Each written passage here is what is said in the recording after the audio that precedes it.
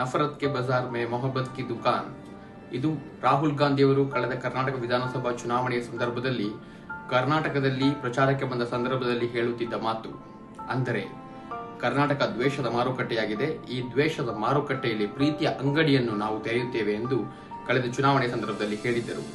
ಆದರೆ ಇದೀಗ ಪ್ರೀತಿಯ ಅಂಗಡಿಯ ಬದಲಾಗಿ ದ್ವೇಷದ ಅಂಗಡಿಗಳೇ ರಾರಾಜಿಸುತ್ತಿದ್ದು, ಹಿಂದೆ ನಡೆದ ಕೆಲವು ಘಟನೆಗಳನ್ನು ಉಲ್ಲೇಖಪಡಿಸಲು ಇಲ್ಲಿ ಇಚ್ಛಿಸುತ್ತೇನೆ. ಘಟನೆ 1, ಶಿವಮೊಗ್ಗದಲ್ಲಿ ಪವಿತ್ರ ಹಬ್ಬ ಆಚರಿಸುವ ನೆಪದಲ್ಲಿ ಹಿಂದೂಗಳನ್ನು ಪ್ರಚೋದಿಸುವಂತಹ ಪೋಸ್ಟರ್ಗಳನ್ನು ನಗರದೆಲ್ಲೆಡೆ ಹಾಕಿ 20-30 ಅಡಿಯ ತಲವಾರುಗಳನ್ನು ನೇತು ಹಾಕಿ ರಾತ್ರೋರಾತ್ರಿ ಹಿಂದೂಗಳ ಮನೆಗೆ ದಾಳಿ ಮಾಡಿ ಹಿಂದೂಗಳ ಮನೆಯನ್ನು ಪುಡಿ ಮಾಡಲಾಗಿತ್ತು.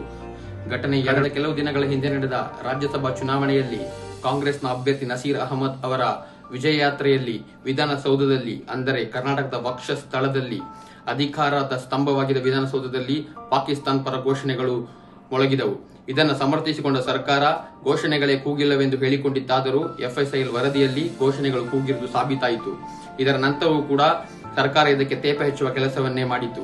ಘಟನೆ 3, ಬಾಂಬ್ ಸದ್ದನ್ನು ಕೇಳಿ ದಶಕಗಳೇ ಕಳೆದು ಹೋಗಿದ್ದ ಬೆಂಗಳೂರು ಮಹಾನಗರದಲ್ಲಿ ರಾಮೇಶ್ವರಂ ಕೆಫೆಯಲ್ಲಿ ಬಾಂಬ್ ಸ್ಫೋಟವಾಯಿತು. ಇಡೀ ಭಾರತವೇ ಬೆಂಗಳೂರು ತಿರುಗಿ ನೋಡುವ ಕುಖ್ಯಾತಿಗೆ ಬೆಂಗಳೂರು ಒಳಗಾಯಿತು. ಘಟನೆ 4, ಅಜಾನ್ ಕೂಗುತ್ತಿದ್ದ ಸಂದರ್ಭದಲ್ಲಿ ತನ್ನ ಅಂಗಡಿಯಲ್ಲಿ ಹನುಮಾನ್ ಚಾಲೀಸವನ್ನು ಹಾಕಿದ್ದಕ್ಕಾಗಿ ಹಿಂದೂ ಯುವಕನ ಮೇಲೆ ಪುಂಡರ ಗುಂಪೊಂದು ಬೆಂಗಳೂರಿನ ನಗರದ ಪೇಟೆಯಲ್ಲಿ ಹಲ್ಲೆಗೈದಿತ್ತು. ಈ ಪುಂಡರ ಗುಂಪಿನ ಮೇಲೆ ತಕ್ಷಣವೇ ಯಾವುದೇ ಕ್ರಮವನ್ನು ಕೈಗೊಳ್ಳದೆ ಹಲ್ಲೆಗೊಳಗಾದವನ ಮೇಲೆಯೇ ಕೇಸನ್ನು ಹಾಕಿ ಅವನನ್ನು ಜೈಲಿಗಟ್ಟಲಾಗಿತ್ತು. ಘಟನೆ 5, ರಾಮನವಮಿ ಹಬ್ಬದ ಪ್ರಯುಕ್ತ ಜೈ ಶ್ರೀರಾಮ್ ಘೋಷಣೆಯೊಂದಿಗೆ ತಮ್ಮ ಕಾರಿನಲ್ಲಿ ಮನೆಗೆ ಹೊರಟಿದ್ದ ಯುವಕರ ತಂಡದ ಮೇಲೆ ಪುಂಡರ ಗುಂಪೊಂದು ದಾಳಿಯನ್ನು ಮಾಡಿ ಜೈ ಶ್ರೀರಾಮ್ ಘೋಷಣೆ ಕೂಗಲು ಈ ರಾಜ್ಯದಲ್ಲಿ ಆಸ್ಪದವೇ ಇಲ್ಲಂತ ಸ್ಥಿತಿ ನಿರ್ಮಾಣವಾಗಿತ್ತು. ಮೊನ್ನೆ ತಾನೇ ಹುಬ್ಬಳ್ಳಿಯಲ್ಲಿ ನೇಹಾ ಎಂಬ ಯುವತಿಯ ಮೇಲೆ ತನ್ನ ಪ್ರೀತಿಯನ್ನು ನಿರಾಕರಿಸಲು ಎಂಬ ಕಾರಣವನ್ನು ನೀಡಿ ಅವಳ ಕಾಲೇಜಿನಲ್ಲಿಯೇ ಎಲ್ಲರ ಮುಂದೆ ಅವಳ ಮೇಲೆ ದಾಳಿಯನ್ನು ಮಾಡಿ 9 ಬಾರಿ ಚುಚ್ಚಿ ಅವಳ ಕೊಲೆಯನ್ನು ಮಾಡಲಾಗಿತ್ತು.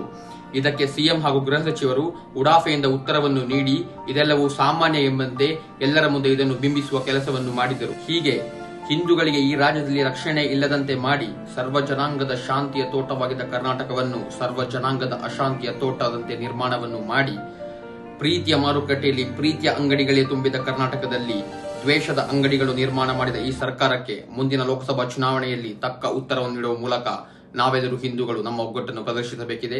ಧನ್ಯವಾದಗಳು.